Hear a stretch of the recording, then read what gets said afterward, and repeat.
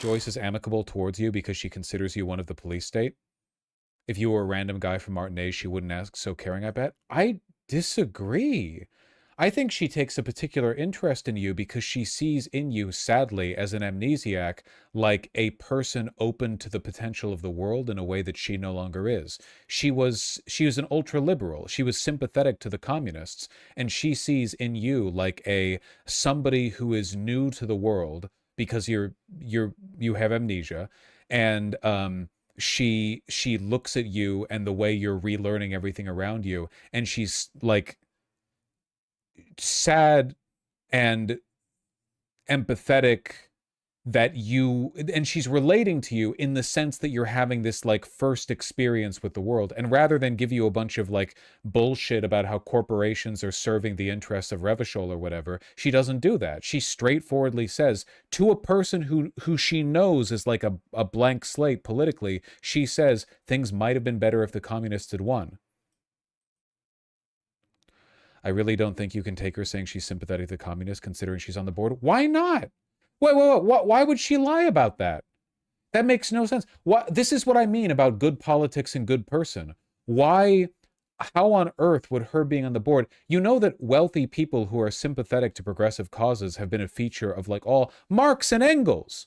For one, she has no reason to lie. And for two, like, and Marx wrote on this, there have always been, fucking Kropotkin was a royal. Or am I thinking of Bakunin? Who am I thinking of? Yeah, Kropotkin was literally a royal. Nobility. Like the idea that being a member of the privileged class means that you can't look at like an amnesiac drunkard cop and feel like a twinge of remorse and regret at the hope that you might represent that she can no longer believe in. That like the idea that she would lie to you about that. I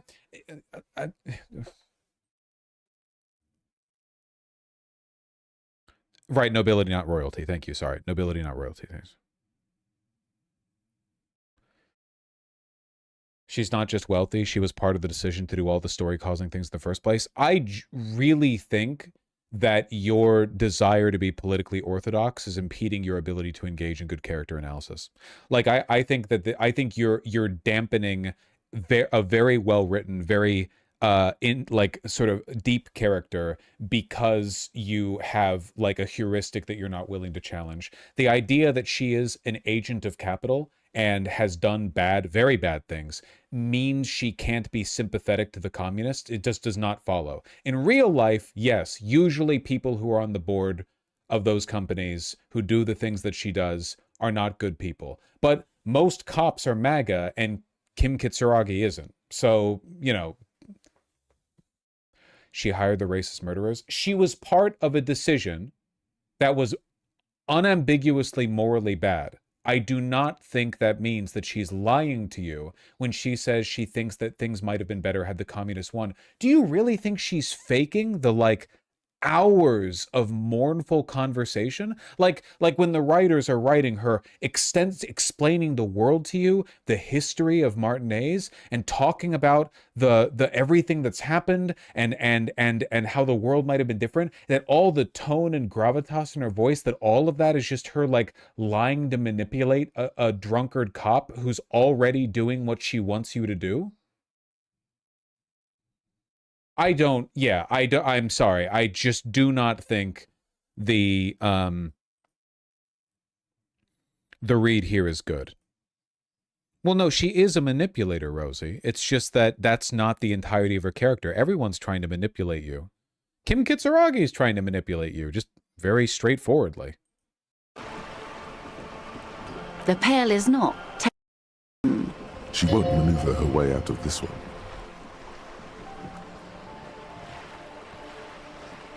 I am the vilest of the vile. A traitor, a devourer of nations and infants. I am an ultra. It's sharp.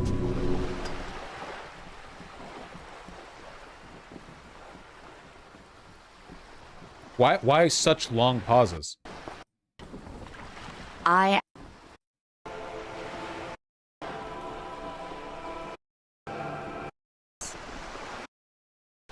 Maybe you remember more than you let on.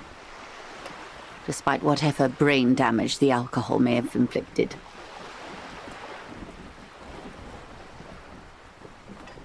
I hope we're able to continue as friends, despite my scaly bulk. Its power to shape the... By virtue settled, this was not the plan all along. When the dust settled, the Liberals were the only ones left to clean up the mess. By virtue of their survival, they were handed enormous power to shape the future. This was all our last generation managed.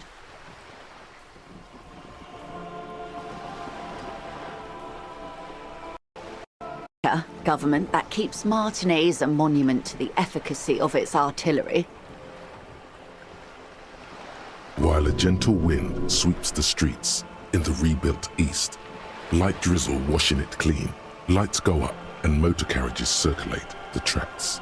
I would not have relinquished sovereignty to the Coalition. Not here in Martinez, and not in the Stella Maris or Delta Beachheads either. If not for my own sake. Like, she clearly hates the moral intern for what they did to her country. Right? Like, she's overtly critical of the government. She says she wishes that sovereignty hadn't been surrendered to the coalition. She's scornful of the caretakers of the of Revachol. She literally tells you the rest of the board had a lapse of faith in her ability to deal with the Union, so they hired the mercenaries, but she knew they were not needed. She is not, like, fully... How good can you be if you're acknowledging the evil of a system you actuate? Man, I genuinely think some of you guys are, like, not emotionally stunted. Your analytical abilities are bad. Like, Marx would critique you for, I don't know how to say it. Like, you need the world to be simpler than it actually is. That bothers me. In real life, most of our political enemies are monstrously evil with very few redeeming character traits. But this is art. We are being made to engage with a set of positions and opinions and so on and so forth. And, like, I feel like she is written in a way that demands a very particular kind of sympathy from the audience. It's not just her being a tight-lipped aristocrat who's polite for the sake of civility. She clearly does not agree with the state of the world. She doesn't like the world. She's very open about this. She's not just like, oh yeah, sucks that your archipelago got bombed or whatever. She obviously thinks that she represents a broader evil. And she's become numb over time because she doesn't imagine there's any other way. Like, her description of how the Liberals won was that they survived when the shooting stopped. She doesn't have, like, a triumphant moral, like defense of the system. Then for my daughters, we had an obligation to defend our sovereignty. We should have burned the whole Isola down rather than let them have it. Dark orange flames reflect in her green... I'm going to put it this way, okay? I think that if there was a Disco Elysium 2 and things really popped off, I think she would be sympathetic to the revolution. And by the way, I think if you disagree, you're misreading her character. I'm hitting down like the second stamp on this one. She is obviously desperate for another light of hope to be cast out from behind the clouds. It's written on her so clearly. She really wants there to be another glimpse so that she can make the right choice this time.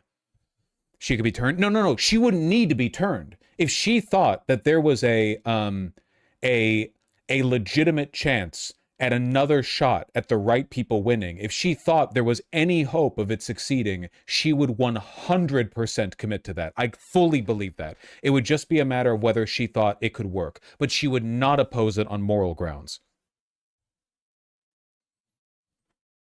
eyes. Like everyone in Disco Elysium, she too is waiting for the return. God, it's such a good game. It's such a good game. An oil fire on the ocean. Yes, I suppose I am. Dark orange flames reflect in her green eyes, an oil fire on the ocean. How can you believe she's being insincere here? Oh, she's just telling us. She's just spending hours talking to the amnesiac cop. A lot of people act like that until things get bad. You are misreading her character. but I wouldn't be a patriot anywhere but here.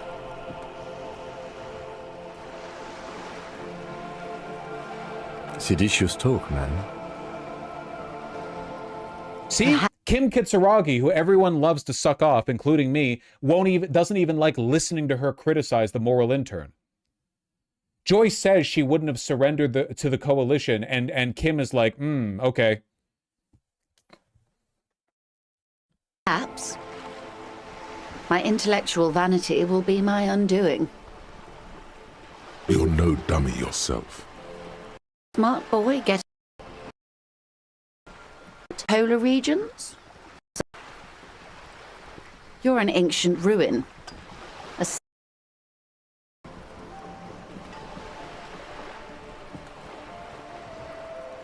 She literally dips as soon as it gets hot. That has nothing to do with what I'm talking about. That is no, like, yeah, she was sent here to clean up a mess, and she doesn't want to be immediately, visibly, directly adjacent and culpable when the shit starts popping off. None of this has anything to do with what I'm talking about. She's a jaded, hopeless character looking for a ray of hope, and she sees it in you because you're a blank slate rediscovering the world for the first time. And she delights in the opportunity to give to you her cynicism and her hope for a new future. Like everyone else in Revachol, she is waiting, and you are a blank slate, and she gives the waiting to you. If you fully and properly finish her quest, she tries to leave to stop the mercenaries. Yeah, I'm not even arguing this point because I feel like I don't remember all of the details, but I remember her departure at the end, not just her being like fucking you over. Why did Joyce leave Disco Elysium? I don't even remember. She decides to abandon the port to the dock workers' union rather than escalate the strike into further bloodshed and war. She recognizes fighting the union would result in unnecessary casualties.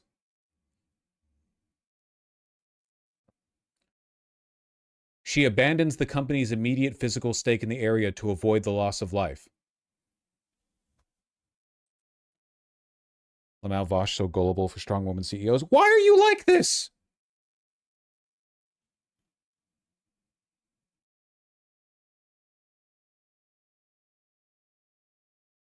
I see we've stopped tiptoeing around spoilers. Just play the game! Here's the section where she leaves if you want to see it. Sure. Like a sullen and rebellious coat, all they...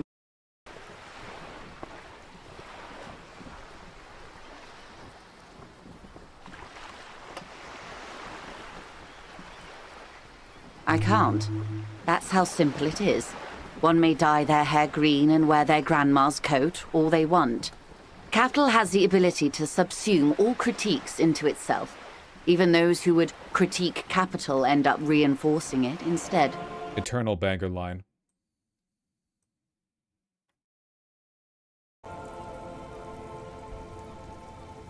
A takeover. If they're taking it... Green livery, changing into red, blot by blot. Like a cancer of the blood, metastasizing. Then we're talking about a war. Evrart needs to let me into the harbor at once. We need to talk about this. No. It's naive of me. He sent you. This is the negotiation now. And if he does not avert his course, it will be a war negotiation, detectives. An insane goal. Crenell has 1,000 men on their payroll. The next batch will be a platoon of 20 men and a gunship. You can't simply trick them. I've seen the Union's forces. They are better organized than these mercenaries. They also have the support of the people of Revachol West. It will take more than Crenell to wipe them out. Wild Pines will need to send more and better equipped men. Make no mistake, ma'am. I am sure you have the money. The question is, how many years and how many lives are you willing to sacrifice? What do you suggest I do? Everything affects the decision-making process, Detective. Officer? For What's one, going on with Kim? Older version of the game. I don't seem to know what the right thing to do is. Do you think it's within my authority to give it to them? Do you think I can control the board and the shell-shocked mercenaries they've sent? It is. It is well within her authority. It's been clear for some time that this woman is more than she lets on. What will I do? Her arms fall to her sides. Her spine relaxes. Did I ever tell you how they discovered this Isola? During our reality lowdown. It may be the only break we've ever caught as a species. The last one for 400 years. The nations who colonized this Isola called theirs Muindi, the world. She's hiding her power level. You're giving her hope here. The whole point is that she's disillusioned. She doesn't think that anything anyone does makes a difference because the liberals won, the moral intern won, capital won. But what you do in this final conversation is you remind her that she has the ability to avert a worst case scenario. And she leaves and she takes Wild Pines with her. You give her essentially the courage to back off and to get her company to stop, to leave it so it's just the mercenaries and the Union, rather than Wild Pines sending gunships afterwards. She is more powerful than she lets on, but her problem isn't that she's morally opposed to doing the right thing. It's that she's lost faith in the ability that doing the right thing makes a difference. Or sorry, it lost faith in her ability to make a difference by doing the right thing. And that's a critical difference. And it tells us a lot, among other things, about the state of the modern day Democratic Party, about people like Ken Martin. It's not always as simple as, well, they're evil because they have power and they like the evil power. You know, they like using the power for evil. Oftentimes, it's just these systems are so complicated and entrenched and backed by precedent. And there are so many people pressing on you all the time that you're weak and you buckle. And even somebody as powerful as a senior board member of Wild Pines says she doesn't have the power to stop the company from sending gunships, but she does. It was all they knew. All they thought would be. That there would be something more was a gamble, akin to another world, or life after death. The Pale was thought to be impregnable. Admiral. Imitating the creation. He looks to the sky. The droplets feel warm, like spring rain. The phenomenon has never again been encountered. These others weren't uninhabited. I will talk to my employers in person. Hold on. Poverty, Blood Beach, and the River Esperance. It was the new world. The Mondials used it to amass the greatest Okay, Vaush, but if this is a good game for you, explain why is the communist guy the most deranged lunatic and is liable for the whole mess? Why are communists being the punching bags again? Because being a leftist is about hating other leftists. Wait, do you think that Disco Elysium is an anti-communist game? Concentration of wealth mankind has ever seen. Revachol. I suppose you would prefer a communist game where all the capitalists are big and bad and evil and stupid and all of the good communists are good people. You know, writing some derivative trash that Engels would have refused to publish, perhaps? The reign. Revolution. Poverty. And the mercurial rise of capitalism. I will take your advice, Lieutenant Chiefrater. I will surrender Terminal B to the Union. She puts her hand in the rain. She's silent for a second. We will see. Ma'am, this may well unravel property law this side of the river. If that occurs, we may never see the end of this kind of confrontation. The next time there will be 2 strikes, then 4, then 100. What happens will happen. The age of capital has only begun. I will talk to my employers in person. We will amputate and cauterize Martinez. If you handle the situation on the ground. Yes, Mr. Clare has a 2-month head start. I can't Yeah, Kim is unambiguously more reactionary than Joyce here. Joyce has been convinced by you to fight with her board and leave the situation to you rather than allow her company to continue to send mercenaries to subjugate the Union. You convince her she has the ability to stop, and Kim is like, I don't know. I think maybe the law should crack down. I think the corporate mercenaries should stop the Union. Let it grow any bigger. And I've exhausted all my options from here. There are no employers. She's a member of the board. probably a partner. You are the citizens' militia. There are no superiors. That's right, Detective. And next time, you should confer with them before you go setting events in motion. Despite his words, he's not really sure whether to be annoyed with you or not. Events are already in motion. What a preposterously well-written game, man. I hope I live to see another game this well-written. Genuinely, I hope, like, between now and my death, I see any single game that hits this level. God willing. Whether your actions accelerated or momentarily retarded their progress, even the lieutenant cannot really say. I have not deceived you. I told you exactly who I was. Rejoice Layton. Keep the peace, and I will keep my end of the bargain. How far along is Cronell's investigation? The confrontation is imminent. They have followed in your footsteps. As your investigation reaches a climax, so does theirs. They are your shadow. Arm yourselves.